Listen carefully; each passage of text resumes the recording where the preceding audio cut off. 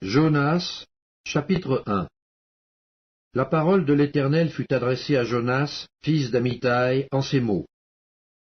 Lève-toi, va à Ninive, la grande ville, et crie contre elle, car sa méchanceté est montée jusqu'à moi. Et Jonas se leva pour s'enfuir à Tarsis, loin de la face de l'Éternel. Il descendit à Jaffo, et il trouva un navire qui allait à Tarsis.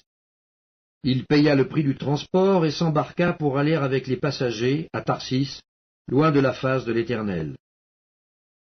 Mais l'Éternel fit souffler sur la mer un vent impétueux, et il s'éleva sur la mer une grande tempête. Le navire menaçait de faire naufrage. Les mariniers eurent peur, ils implorèrent chacun leur Dieu, et ils jetèrent dans la mer les objets qui étaient sur le navire, afin de se le rendre plus léger. Jonas descendit au fond du navire, se coucha, et s'endormit profondément. Le pilote s'approcha de lui et lui dit, « Pourquoi dors-tu? Lève-toi, invoque ton Dieu.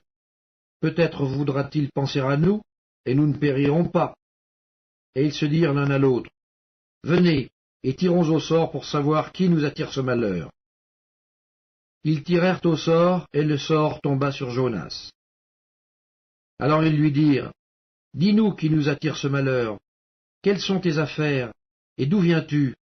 Quel est ton pays, et de quel peuple es-tu? » Il leur répondit, « Je suis Hébreu, et je crains l'Éternel, le Dieu des cieux, qui a fait la mer et la terre. »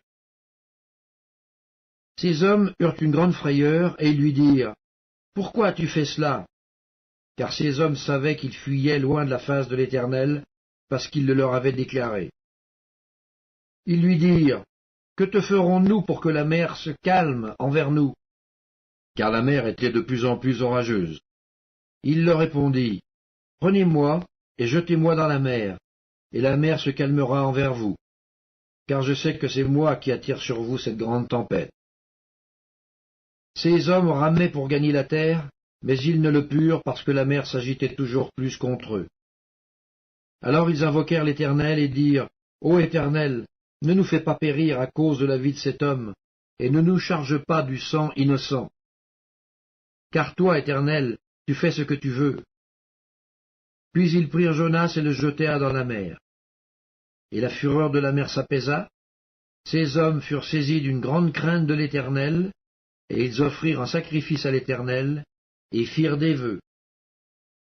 L'Éternel fit venir un grand poisson pour engloutir Jonas, et Jonas fut dans le ventre du poisson 3 jours et 3 nuits.